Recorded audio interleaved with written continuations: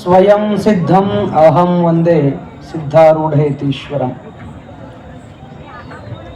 ಎನ್ನಾರುಡ ಭಗವಂತನ ಶ್ರೀಚರಣಾರವಿಂದಗಳಿಗೆ ಭಕ್ತಿಯಿಂದ ಪ್ರಣೀತನಾಗಿ ಈ ಎಲ್ಲ ಉತ್ಸವಗಳ ಉತ್ಸವ ಮೂರ್ತಿ ಸ್ವಾತಂತ್ರ್ಯಕ್ಕೆ ನಾಂದಿಯನ್ನ ಹಾಡಿದ ಮಹಾಮೂರ್ತಿ ಅಂಬೆಯ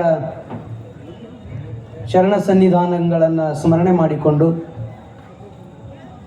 ಭಾರತೀಯ ಎಲ್ಲ ಸಂತ ಪರಂಪರೆಯ ದಾರ್ಶನಿಕರ ಸಂತರ ಮಹಾತ್ಮರ ಚರಣಗಳಿಗೆ ಹೃತ್ಪೂರ್ವಕವಾಗಿ ಅನಂತ ಭಕ್ತಿಯ ಪ್ರಣಾಮಗಳನ್ನು ಅರ್ಪಿಸಿ ಕ್ಷೇತ್ರನಾಥನಾಗಿರುವ ಕಲಬುರಗಿಯ ಮಹಾದಾಸೋಹಿ ಶರಣಬಸವೇಶ್ವರರ ಸ್ಮರಣೆ ಮಾಡಿಕೊಂಡು ಅನಂತ ಜನ್ಮಗಳ ತಪಸ್ಸಿನ ಫಲ ಅಂತ ಹೇಳಬೇಕಾಗ್ತದೆ. ಬೇರೆ ಬೇರೆ ರಾಷ್ಟ್ರಗಳಲ್ಲಿ ಹುಟ್ಟಿದ್ರೆ ಇಡೀ ವರ್ಷ ಪೂರ್ತಿ ಒಂದೋ ಎರಡೋ ಹಬ್ಬಗಳನ್ನು ಆಚರಿಸುವಂಥ ಅತ್ಯಂತ ಬಡತನದ ಸಂಸ್ಕೃತಿ ನಮ್ದಾಗಿರ್ತಿತ್ತು. ಭಾರತ ಹಂಗಲ್ಲ. ಯುಗಾದಿಯಿಂದ ಆರಂಭ ಆಗಿ ಹೋಳೆ ಹುಣ್ಣಿ ಬರುತನ ದಿವಸಕ್ಕೆ ಪ್ರತಿ ತಿಂಗಳು ಹುಣ್ಣಿಮೆ ಅಮಾವಾಸ್ಯೆ ಅಂತೂ ಇದ್ದೇ ಇರ್ತಾವೆ. ಮತ್ತು ಸೋಮವಾರನೂ ನಮಗೆ ಹಬ್ಬನೇ, ಶುಕ್ರವಾರನೂ ಹಬ್ಬನೇ, ಗುರುವಾರ ಆ ದಿನ ಈ ದಿನ ಅಂತಿಲ್ಲ. ನಮ್ಮದು ನಿತ್ಯೋತ್ಸವದ ಸಂಸ್ಕೃತಿ ಭಾರತೀಯ ಸಂಸ್ಕೃತಿ.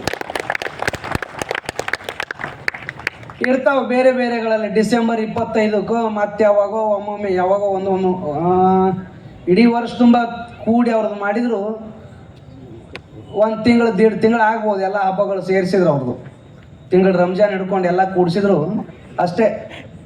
ಆದರೆ ನಮ್ಮದು ನಮ್ಮ ಹಿರಿಯರು, ನಮ್ಮ ಪೂರ್ವಿಕರು, ನಮ್ಮ ಋಷಿ ಮುನಿಗಳು ಈ ಭಾರತಾಂಬೆಯ ಮಣ್ಣಿನ ಕಣಕಣವೆಲ್ಲವೂ ಹೆಂಗದಂದ್ರೆ ಚೈತನ್ಯ ಪೂರ್ಣದ.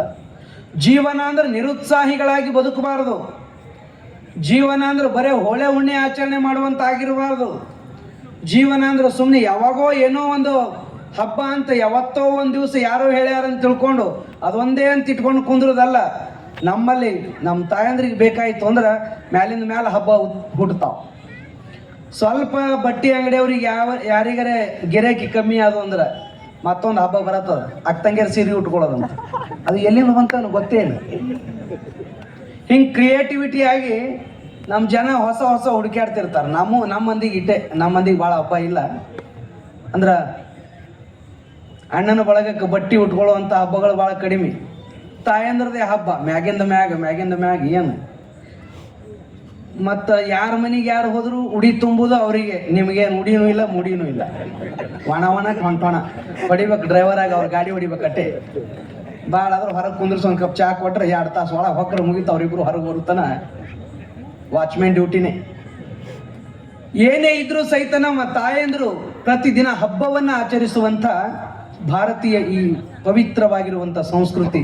ಪ್ರತಿನಿತ್ಯ ಮನೆಯ ಮುಂದೆ ರಂಗೋಲಿ, ಜಗಲಿ ಮೇಲೆ ಪ್ರತಿನಿತ್ಯ ಪೂಜಾ, ಮನೆಯಲ್ಲಿ ಪ್ರತಿನಿತ್ಯ ಸ್ತೋತ್ರ ಮಂತ್ರ ಪಠಣಗಳನ್ನು ಮಾಡ್ತಾ, ಭಗವದ್ಗೀತಾ ಇತ್ಯಾದಿ ಪವಿತ್ರ ಗ್ರಂಥಗಳ ಪಾರಾಯಣ ಮಾಡ್ತಾ, ವಚನಗಳ ಪಠಣ ಮಾಡ್ತಾ, ಯಾವುದಾದ್ರೂ ಒಂದು ರೀತಿಯಿಂದ ಆ ದೈವಿ ಸಂಪರ್ಕದೊಂದಿಗೆ ಪ್ರತಿನಿತ್ಯವೂ ಬೆಳಿಗ್ಗೆ ಸಾಯಂಕಾಲ 5-10 ನಿಮಿಷ ಅತ್ಯಂತ ಪವಿತ್ರ ಭಾವದಿಂದ ದೇವನ ಜೊತೆಗೆ ಸಂಬಂಧವನ್ನು ಬೆಳೆಸುವ ರಾಷ್ಟ್ರ ಅದು ಭಾರತ. ದಿವಸಕ್ಕೆ 5 ಸಲ ಪ್ರಾರ್ಥನಾ ಮಾಡಬಹುದು. 6ನೇ ಸಲಕ್ಕೆ ಎಲ್ಲರೂ ಸೇರಿದ್ರಂದ್ರೆ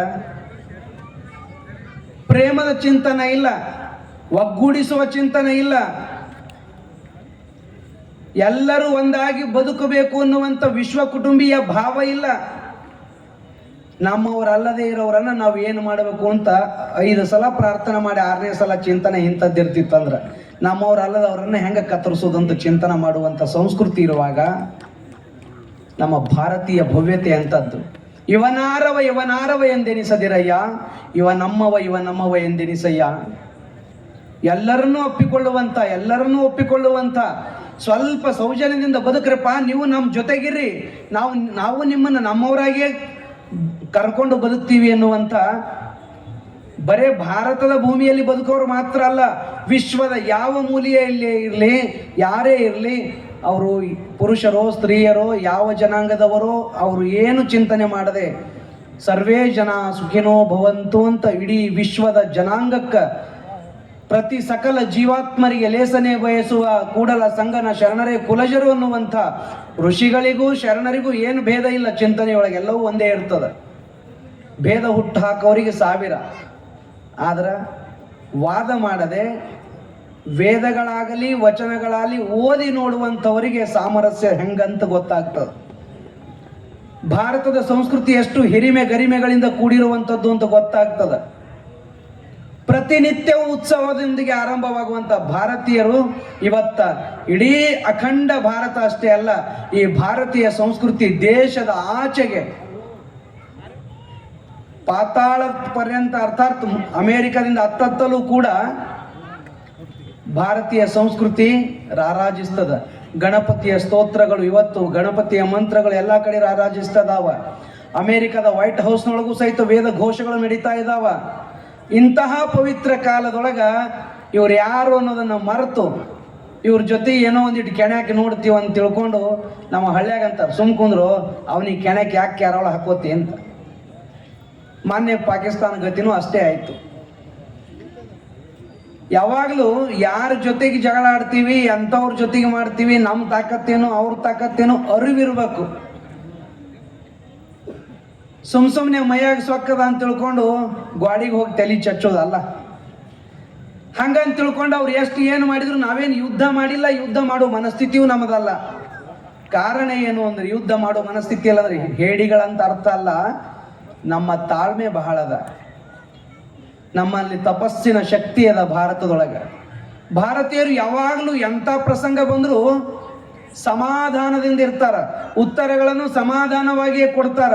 ಒಮ್ಮೆ ಉತ್ತರ ಕೊಟ್ರು ಅಂದ್ರೆ ಅವ್ರು ಸಾಯುತನ ಮರಿಲಾರ್ದಂಗೆ ಮೈ ಮುಟ್ಕೊಂಡು ನೋಡಿರ್ಬೇಕು, ಹಂಗೆ ಕೊಡ್ತಾರೆ. ಇವು 7 ತಿಂಗಳಿಗೆ ಹುಟ್ಟಿವಂತಾರಲ್ಲ, ಹಂಗೆ ತಾಳ್ಮೆ ಇಲ್ಲದವ್ರು ಹಂಗೆ ಇರಂಗಿಲ್ಲ ಭಾರತೀಯರು.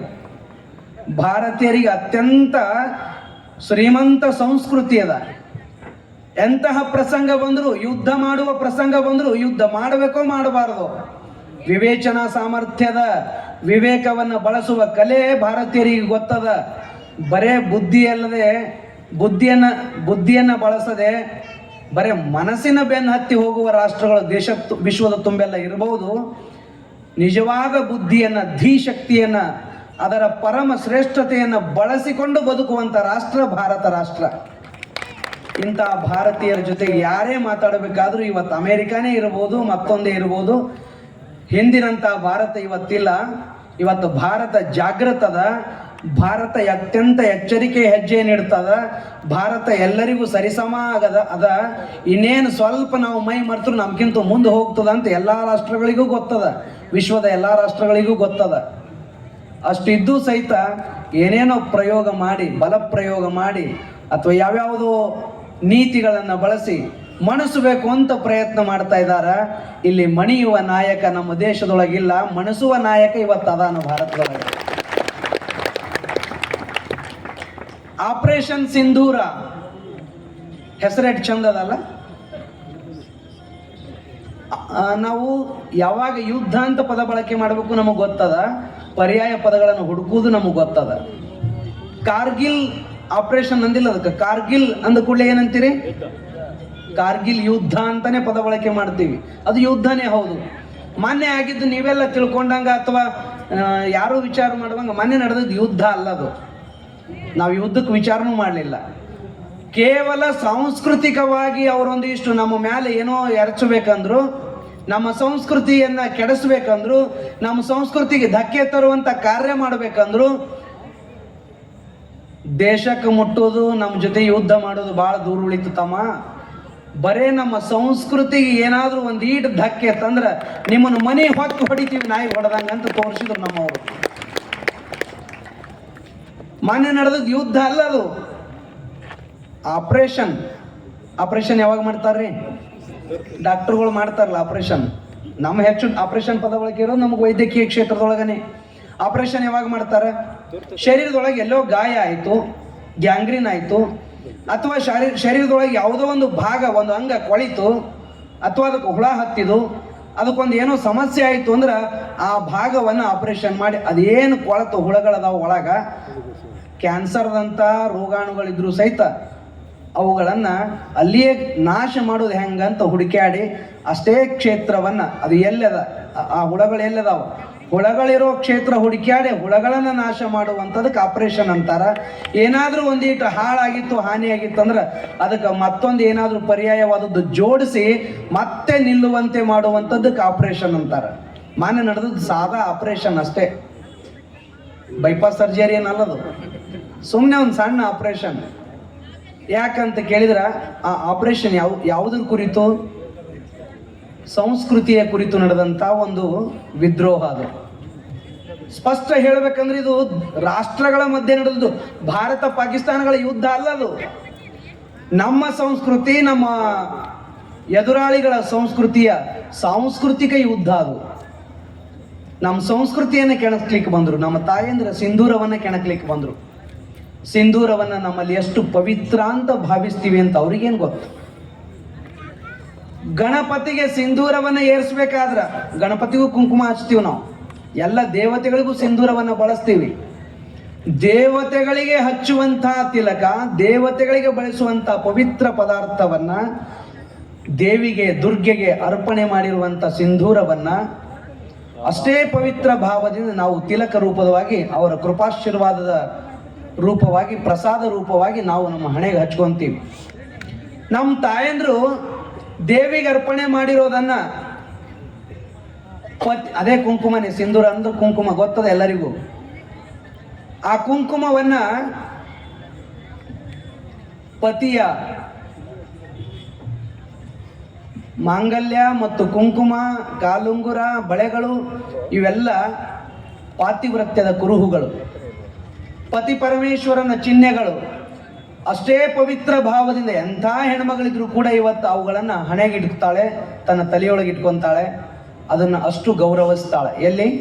ಹಣೆ ಮತ್ತು ತಲೆ ಇವೆರಡೂ ಶರೀರದ ಅತ್ಯಂತ ಉತ್ಕೃಷ್ಟ ಶ್ರೇಷ್ಠವಾದ ಭಾಗಗಳು, ಅಲ್ಲಿ ಇಟ್ಕೊಂತಾಳ. ಕುಂಕುಮ ಎಲ್ಲೋ ಗಲ್ಲಕ್ಕ ಕೈಗೆ ಹಚ್ಕೋಬೋದಾಗಿತ್ತಿಲ್ಲ, ಹಂಗ ಕುಂಕುಮ ಹಚ್ಚೋದು ಹಣೆಗೆ ಮತ್ತು ಶಿರಸ್ಸಿನಲ್ಲಿ. ಕಾರಣ ಅದು ಅಷ್ಟು ಪವಿತ್ರ ಅನ್ನುವಂಥ ಭಾವ. ನಮ್ಮ ಭಾವನೆಗಳ ಜೊತೆ ಆಟ ಆಡಬೇಕು ಅನ್ನೋ ಕಾರಣಕ್ಕಾಗಿ ಸಿಂಧೂರ ಹಚ್ಚದವರನ್ನ ಹುಡುಕಾಡಿ ಅವರ ಪತಿಗಳನ್ನ, ಅದು ಅವರ ಅಂಗಾಂಗಗಳನ್ನು ವೀಕ್ಷಣೆ ಮಾಡಿ ಇವ್ರು ನಮ್ಮವ್ರು ಹೌದು ಅಲ್ಲ ಅಂತ ಗುರುತು ಮಾಡಿಕೊಂಡು ನಮ್ಮವ್ರ ಮೇಲೆ ಒಂದಷ್ಟು ಜನರ ಮೇಲೆ ಬಹಳ ದೊಡ್ಡ ದುರ್ಘಟನೆ, ಅದು ಆಘಾತ ಆಯಿತು. ಮಾಡಿದ್ದನ್ನು ಅನುಭವಿಸಿದರು. ಇನ್ನು ಮತ್ತೆ 10 ವರ್ಷ ನಮ್ಮ ಸಮೀಪಕ್ಕೆ ಬರ್ಲಿಕ್ಕಿಲ್ಲ ಬಹುತೇಕ. ಹಂಗ ಅವ್ರಿಗೆ ಏನು ಮುಟ್ಟಿ ನೋಡ್ಕೋಬೇಕು ಹಂಗೆ ಹೊಡೆದ್ರು. ಮೊನ್ನೆ ನಡೆದದ್ದು ಆಪರೇಷನ್ ಸಿಂಧೂರ.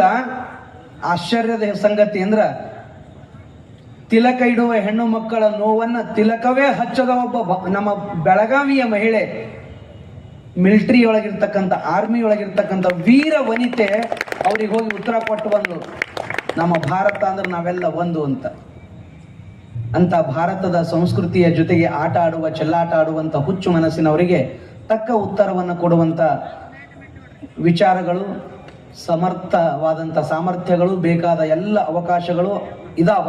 ಆದರೆ ಯುದ್ಧದ ಅವಶ್ಯಕತೆ ಇಲ್ಲ ಅನ್ನೋ ಕಾರಣಕ್ಕಾಗಿ ವೈಶ್ವಿಕವಾಗಿ ಯಾವ ತೊಂದರೆಯೂ ನಮ್ಮಿಂದ ಆಗಬಾರದು ಅನ್ನುವಂಥ ತಾಳ್ಮೆ ನಮ್ಮಲ್ಲಿರೋದ್ರಿಂದ ದೂರದ ದೃಷ್ಟಿಯನ್ನ ಅಂದ್ರೆ ತಾತ್ಕಾಲಿಕವಾಗಿ ವಿಚಾರ ಮಾಡೋರಾದ್ರೆ ಮತ್ತಾರೋ ಇದ್ರು ದೂರದ ದೃಷ್ಟಿಕೋನವನ್ನು ಇಟ್ಕೊಂಡು ಅನವಶ್ಯಕವಾಗಿ ಜಗಳಕ್ಕಾಗಿ ನಮ್ಮ ಸಂಪತ್ತು ಹಾಳು ಮಾಡೋದಲ್ಲ, ಜಗಳಕ್ಕಾಗಿ ಜಗಳ ಅಲ್ಲ, ಅವ್ರಿಗೇನು ಉತ್ತರ ಕೊಡಬೇಕು ಉತ್ತರ ಕೊಟ್ಟು ನಾವು ಇನ್ನೂ ಎತ್ತರಕ್ಕೇರುವಂಥ ವಿಚಾರ ಮಾಡಬೇಕು ಅನ್ನುವಂಥ ವಿಚಾರ ಭಾರತೀಯರದು.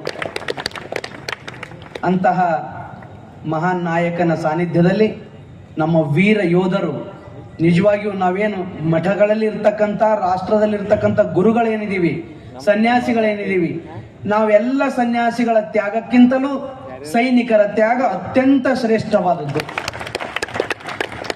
ಕಾರಣ ಏನು ಅಂದ್ರೆ ನಾವೆಲ್ಲ ನಮ್ಮ ಮಠಗಳಲ್ಲಿ, ಭಕ್ತರ ಮಧ್ಯಗಳಲ್ಲಿ ನಾವು ಆಂತರಿಕವಾದ ರಾಕ್ಷಸರ ಜೊತೆಗೆ ಯುದ್ಧವನ್ನು ಮಾಡ್ತಾ ಇರ್ತೀವಿ. ಕಾಮ, ಕ್ರೋಧ, ಲೋಭ, ಮೋಹ, ಮದ, ಮತ್ಸರಗಳ ಜೊತೆಗೆ ಪ್ರತಿನಿತ್ಯದ ಯುದ್ಧ.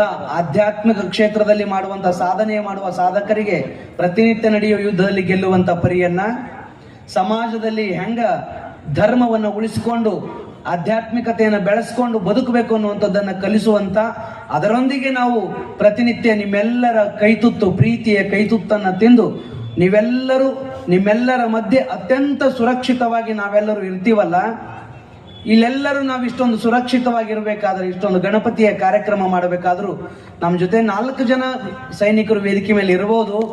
ಆದರೆ ಇವತ್ತಲ್ಲಿ ರಾಷ್ಟ್ರದ ಗಡಿ ಭಾಗದಲ್ಲಿ ಶೂನ್ಯ ತಾಪಮಾನದಲ್ಲಿಯೂ ನಮ್ಮ ಕಲಬುರಗಿಗಿಂತಲೂ 10 ಪಟ್ಟು ಹೆಚ್ಚು ಬಿಸಿಲಿನ ಮಧ್ಯದಲ್ಲಿಯೂ, ಬಿಸಿಲು ಮಳೆ